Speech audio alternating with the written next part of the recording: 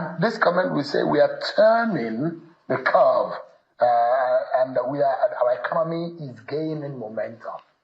So, are you able to applaud those kind of initiatives? The reality in governance is the people. Nigeria has never lacked good policies. What it lacked is good and committed implementation. Remember, Nigerians are very good people. They are committed.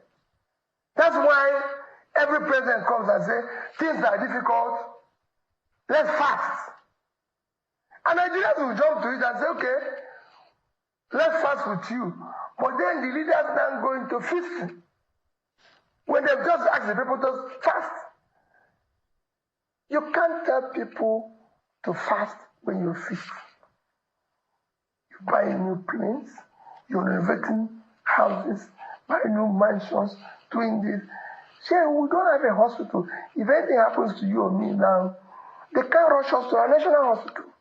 There are private hospitals. No, they have broken that chain. I'm just telling you.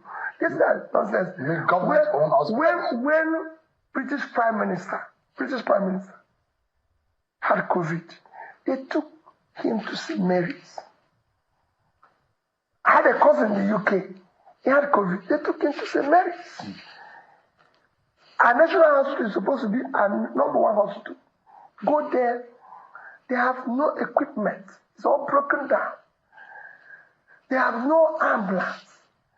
And government officials are driving on the road with ambulance. So I've never seen government officials anywhere outside Nigeria. He's come for a hand ambulance. Not even, no, I lived in the UK for years. Why? Because an ambulance in hospitals. Ambulances are meant to be in hospitals, not to be following government officials. Is there a promise that